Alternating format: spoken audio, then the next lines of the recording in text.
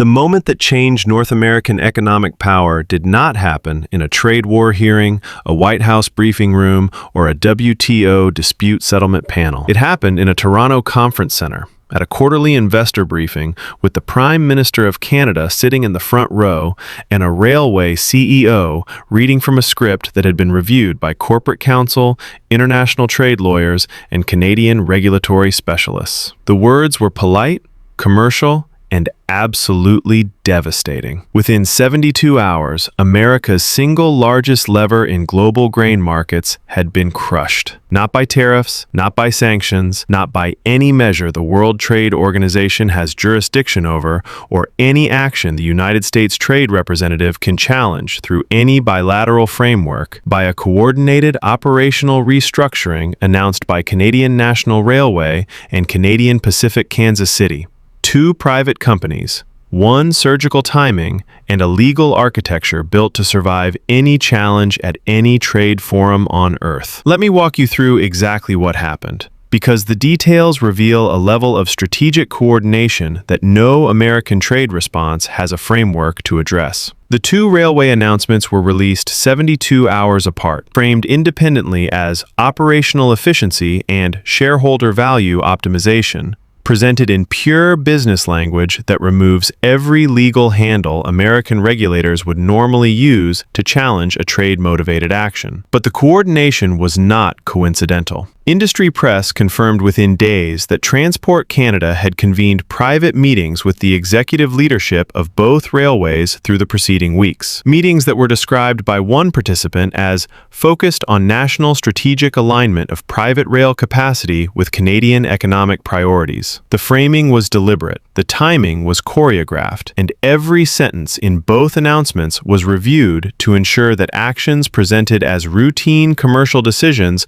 could not be reinterpreted as coordinated government trade action. The result was two independent-looking corporate announcements that together accomplished what no Canadian government measure could legally have done. The priority restructuring was the first and most immediate change. Canadian National announced that priority access to Vancouver and Prince Rupert, the two Canadian Pacific ports that serve as the fastest rail-to-ship routes from North American grain belts to Asian buyers, would be reassigned according to a revised allocation framework that weights Canadian origin cargo, European and Asian-bound shipments on long-term contracts, and value-added processed agricultural products above undifferentiated American grain exports moving in traditional commodity volumes. Canadian Pacific Kansas City issued a parallel announcement for its Gulf Coast routing through the Kansas City Southern Network, applying the same priority logic to southbound cargo flows. The practical effect was that American grain shippers who had operated for decades under informal understandings about rail car availability,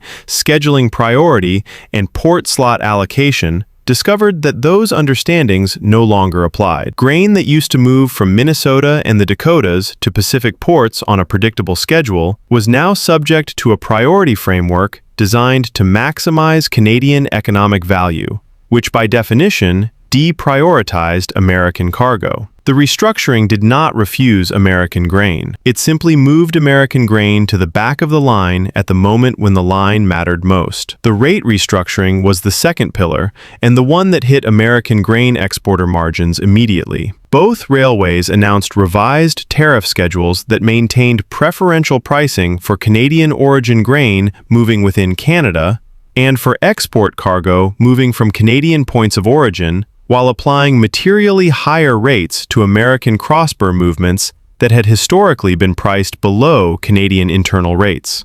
The rate differential was approximately 17% on Pacific-bound flows and 22% on Gulf-bound flows, numbers that appear modest in isolation, but that translate into per-bushel economics. American grain exporters cannot absorb at current commodity prices without either pricing themselves out of Asian markets or swallowing margins that would turn profitable contracts into losses. The third pillar was capacity reallocation. The physical assignment of rail cars, crew availability, and network slots, which both railways announced would be adjusted to reflect the new priority framework. American grain shippers received notification that rail car availability during the harvest window would be reduced by approximately 30%. Sailing days closer to Tokyo, Busan, and Shanghai than Los Angeles or Long Beach. Vancouver is approximately a day and a half closer. Those distances translate into fuel costs, charter costs, and delivery timelines that make Canadian ports the economically rational destination for North American grain bound for Asia. That is why roughly 60% of American grain exports to the Asia-Pacific market move through Canadian ports, on Canadian rail, through terminal infrastructure that Canadian companies operate. And the American alternatives. The American West Coast ports that would theoretically absorb the redirected volume are already operating at capacity on container traffic, agricultural bulk cargo, and industrial shipping, with no physical ability to take on additional grain volumes in any meaningful time frame. The rail network reality compounds the port problem. Canadian National and Canadian Pacific Kansas City operate extensively within the United States. Their track runs through Minnesota, Wisconsin, Illinois, Iowa, Nebraska, North Dakota, South Dakota, Montana, and continues south through CPKC's network to Texas, Louisiana, and into Mexico. Major American grain-producing regions are served primarily by Canadian-owned track. And the American alternatives. BNSF Railway, Union Pacific, Norfolk Southern, CSX exist but cannot absorb the redirected volume at either the capacity or the pricing that Canadian Rail has historically offered. The American Association of Railroads estimated that replicating Canadian rail capacity for American grain export flows would require approximately $300 billion in new infrastructure investment and between 15 and 20 years of construction timeline, assuming regulatory approvals, labor availability, and environmental permitting that do not currently exist. The harvest timing is what transforms the announcement from a commercial adjustment into an agricultural catastrophe. The announcement came 3 weeks before the earliest harvest activity in the American Midwest and 6 weeks before peak harvest, a window that leaves American farmers and grain exporters with almost no ability to reposition their marketing strategy.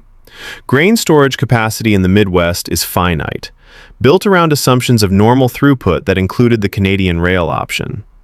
Unsold grain cannot be held indefinitely without quality degradation and carrying cost accumulation. The cascade that follows forced selling is predictable. Farmers facing storage constraints sell at whatever prices domestic markets offer. Those prices collapse as supply outpaces immediate demand. Farm incomes fall in a matter of weeks. Loan covenants trigger at regional banks, and the political backlash arrives in the exact states where the current administration built its electoral margin. The White House reaction revealed something more damaging than the railway announcement itself. The administration did not have a response framework because they had never seriously considered that private Canadian infrastructure could be weaponized against American trade. Trump's public response came at a press gaggle in Pennsylvania, where he was asked a straightforward question by an agricultural trade reporter. His answer lasted more than 3 minutes and included a threat to nationalize railways that were already American-owned, but not relevant to the Canadian action. A claim that the United States could order CN and CPKC to resume normal service that was immediately refuted by his own transportation secretary. A misidentification of Canadian Pacific Kansas City as a Mexican company, and a final assertion that we don't need Canadian railways that was contradicted by every American grain industry association within hours.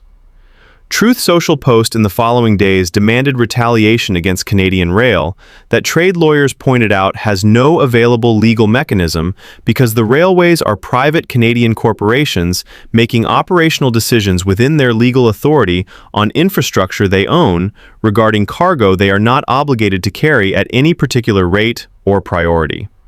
Behind the scenes, the scrambling was more consequential. The USDA convened an emergency grain export analysis task force that concluded significant loss of American market share in Asian grain markets is likely within the current and following marketing years, with no short-term federal policy response available. The Department of Transportation convened an emergency meeting with the CEOs of BNSF, Union Pacific, Norfolk Southern, and CSX. The answer from every executive was the same. Not at the volumes required, not at the margins Canadian Rail has been offering, and not within any time frame.